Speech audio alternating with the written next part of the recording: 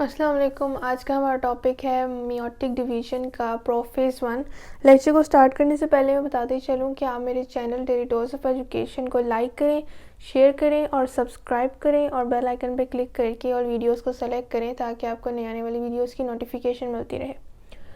आज हमने meiotic division का हमने डिस्कस किया था इंट्रोडक्टरी लेक्चर, जिसमें हमने इसके प्रिपरेटरी फेज़ की बात की थी और कुछ जनरली डिस्कशन की थी। तो आज हमने इसके मियोटिक डिवीज़न के स्टार्ट होने के बाद जो फर्स्ट फेज़ है उसे डिस्कस करना है, जो है हमारे पास प्रोफेज़ 1। ये हमारे पास इसकी फर्स्ट डिवीज़न का फर्स्ट फेज़ है। ये काफ़ी एक लेंथी फेज़ है, जिसकी वजह से आज हमने सिर्फ इसको ही हमारे सिंगल जो है लेक्चर में कवर करना है। और इंशाल्लाह इसके साथ जो मेटाफेज़ 1 एनाफेज़ 1 टेलोफेज़ 1 है मियोटिक डिवीज़न के, उसको हम एक ही साथ अपने नेक्स्ट लेक्चर में कवर कर लेंगे। प्रोफेज़ 1 की मैंने यहाँ पर कुछ पॉइंट्स लिखे हैं जो कि एमसीक्यूज़ के हवाले से आपके लिए बहुत इंपॉर्टेंट हैं। फ़र्स्ट ऑफ़ ऑल ये कि प्रोफेज़ 1 हमारे पास मियोटिक डिवीज़न में सबसे प्रोलॉन्ग्ड फेज़ है, काफ़ी लेंथी फेज़ है, इसीलिए हमने इसको एक ही टॉपिक में कवर करना है।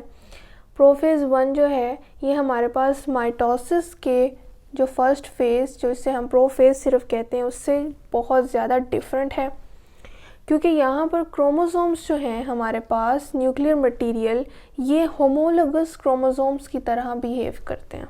इसको हम डिस्कस करें तो होमोलोगस क्रोमोसोम हमारे पास हैं, similar but not necessarily identical chromosomes are called homologous chromosomes. यानी कि ये एक दूसरे के मतलब दिखने में सिमिलर हैं, लेकिन ये आइडेंटिकल जो है ये नेसेसरीली नहीं है, बिल्कुल एक दूसरे के साथ मैच नहीं कर सकते जेनेटिकली से कह लें आप। और हमारे पास जो डिप्लॉयड सेल्स हैं, हर डिप्लॉयड सेल की अगर हम बात करें जिसमें मियोसिस हो रही है गोनेड सेल्स में, उनमें एक टाइप के 2 क्रोमोसोम्स हमारे पास होंगे अपनी अपनी टाइप के, और वही क्रोमोसोम्स मियोसिस की इंटरफेस के दौरान रेप्लिकेट भी हो चुके होंगे और वो कुछ इस तरह से हमारे पास नज़र आ रहे होंगे। ये हमारे पास एक क्रोमोसोम है, ये हमारे पास सेकंड क्रोमोसोम है, और ये रेप्लिकेट हो चुका है during the interface of meiosis. और ये एक एक्स्ट्रा जो है आपके पास एक इंफॉर्मेशन है कि G2 स्टेज हमारे पास मियोसिस की इंटरफेस में एब्सेंट होती है, और ये एक डिफरेंस है मियोसिस का माइटोसिस से। तो यहाँ तक हमारे पास प्रोफेज़ 1 से जो है वो हमने इंट्रोडक्शन देख लिया है कि किस तरह से यहाँ पर क्रोमोसोम्स बिहेव करते हैं। अगर हम देखें तो हमने प्रोफेज़ 1 को भी उसके सब फेजेस में डिवाइड कर दिया, as it is a prolonged phase of meiosis. तो लिप्टोटीन, जाइगोटीन, पैकिटीन, डिप्लोटीन और डाइकाइनेसिस, इनकी 5 हमारे पास फेजेस हैं, जिनकी अकॉर्डिंग हमारे पास प्रोफेज़ 1 कंप्लीट होता है और मेटाफेज़ 1 स्टार्ट होता है।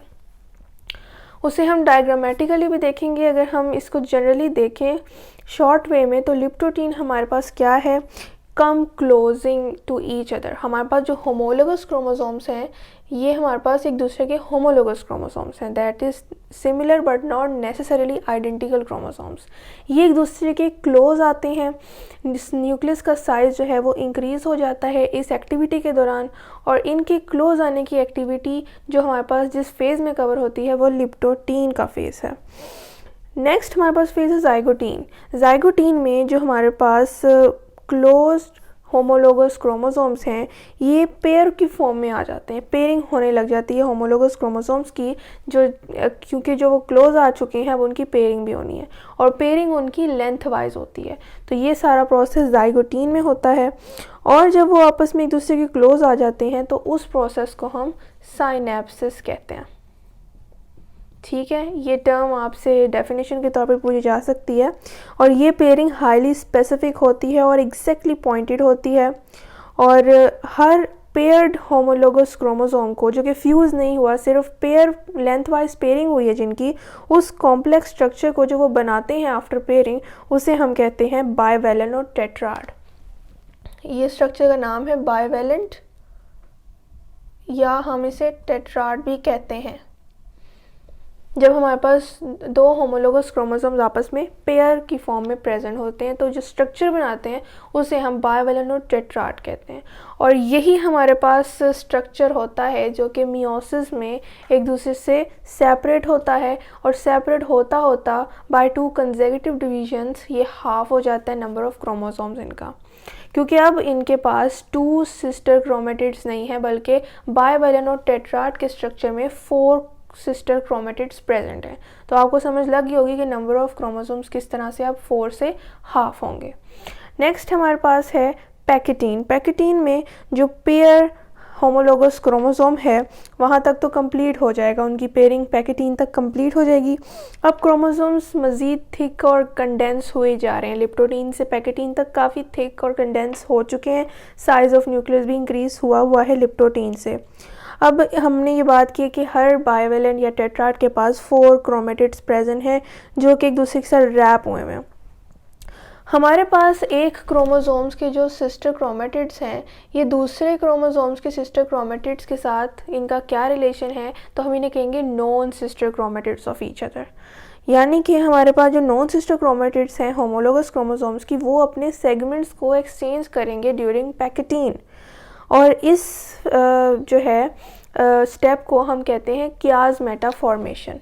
ये जो एक्सचेंज करते हैं सेगमेंट्स को, इसे हम कहते हैं कियाज़मेटा फॉर्मेशन, और इस प्रोसेस को हम क्रॉसिंग ओवर का नाम देते हैं जनरली, जो हमें पता है। ये क्रॉसिंग ओवर है जो कि होमोलोगस क्रोमोसोम्स के नॉन सिस्टर क्रोमेटिड्स आपस में अपना सेगमेंट को एक्सचेंज करते हैं एट द स्पेसिफिक पॉइंट, तो अपना जेनेटिक मटेरियल रीशफल करते हैं जिससे रिकॉम्बिनेशंस होती हैं, और ये मियोसिस की इस इम्पोर्टेंस पर जो है बेस करते हैं कि मियोसिस हमारे पास वैरायटी जो है वो जीन्स की क्रिएट करता है, तो वो इसी क्रॉसिंग ओवर की बेस पे कर रहा होता है। और पैकेटीन की अगर हम बात करें कि कितनी देर तक हमारे पास रहती है, एक सेल कितनी देर तक इस फेज़ में रहता है, तो it may last for days, weeks और इवन ईयर्स, जबकि लिप्टोटीन और जाइगोटीन हमारे पास फ्यू आवर्स में ही ख़त्म हो जाते हैं।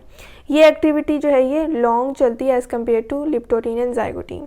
नेक्स्ट 4th फेज़ है डिप्लोटीन का। अब यहाँ तक आपने याद रखना है कि पेयर्ड क्रोमोसोम्स आपस में एक्सचेंज कर चुके हैं सेगमेंट्स। अब यहाँ पर वो पेयर्ड क्रोमोसोम्स जिन्होंने एक्सचेंज कर लिए सेगमेंट्स आफ्टर कियाज़मेटा फॉर्मेशन और से क्रॉसिंग ओवर, अब ये एक दूसरे को रिपेल करेंगे ताकि ये सेपरेट हों। डिप्लोटीन में सेपरेशन का काम स्टार्ट हो जाता है, बट ये सेपरेशन कंप्लीट नहीं होती है डिप्लोटीन में, और होमोलोगस क्रोमोसोम्स एक पॉइंट पर जो कि इनका पॉइंट ऑफ इंटरचेंज था जिसे हम कियाज़मेटा कह रहे हैं, वहाँ पर अभी भी यूनाइट रहते हैं। और ये हमारी जो सेपरेशन है ये डाइकाइनेसिस यानी लास्ट फेज़ ऑफ प्रोफेज़ 1 में कंप्लीट होती है। इस फेज़ में क्रोमोसोम्स की कंडेंसेशन अपने मैक्सिमम लेवल तक पहुंच जाती है, और at the same time homologous chromosomes एक दूसरे से सेपरेट कर जाते हैं, जो कि सेपरेशन डिप्लोटीन में स्टार्ट हुई थी, और न्यूक्लियोलाई भी डिसअपेयर हो जाता है। तो ये हमारे पास पॉइंट्स थे जिनको मैंने एक्सप्लेन कर दिया है, और इन्हीं स्टेप्स को फॉलो करते हुए सेल प्रोफेज़ 1 को कंप्लीट करता है। अगर हम थोड़ा सा डायग्रामेटिकली भी इस व्यू को हम देख लें तो ये हमारे पास 2 होमोलोगस क्रोमोसोम्स हैं, और ये एक दूसरे के पहले क्लोज आएंगे, और अपना अगर मैं इसको थोड़ा सा व्यू दिखाऊं तो ये हमारे पास ब्लू और ये रेड जो है ये अपने नॉन सिस्टर क्रोमेटिड्स हैं ये एक दूसरे के, तो ये अपना सेगमेंट इसके साथ एक्सचेंज कर लेगा, और जब एक्सचेंज कर लेगा यानी कियाज़मेटा फॉर्मेशन के बाद इनकी कैसी लुक होगी तो हम इसे देख लें। तो इस नॉन सिस्टर क्रोमेटिड के साथ अब ये अटैच हो जाएगा, और दूसरे होमोलोगस क्रोमोसोम के सिस्टर क्रोमेटिड के साथ ये सेगमेंट अटैच हो जाएगा। इस तरह से ये इनकी कियाज़मेटा फॉर्मेशन होती है पेयर्ड क्रोमोसोम की। और फिर जब इनकी पेयरिंग के बाद, लेंथ वाइज पेयरिंग के बाद जब ये सेपरेशन भी हो जाती है, ये चीज़ हमारे पास पैकेटीन में बन जाती है, फिर एक दूसरे से सेपरेट होना शुरू हो जाते हैं, और फिर भी एक पॉइंट पे यूनाइट रहते हैं ताकि सिस्टर क्रोमेटिड्स भी सेपरेट ना हो जाएं। अब हम मेटाफेज में देखेंगे कि किस तरह ये हमारे पास जो स्ट्रक्चर बन रहा है पेयर्ड होमोलोगस क्रोमोसोम का, ये हमारे पास बाइवैलेंट और टेट्राड हम इसे बोलते हैं। और ये डिफरेंट है हमारे उन क्रोमोसोम से जो कि हमने माइटोसिस के प्रोफेज में देखे थे। वो सिर्फ हमारे पास एक ऐसा स्ट्रक्चर था, इससे ज़्यादा कुछ नहीं।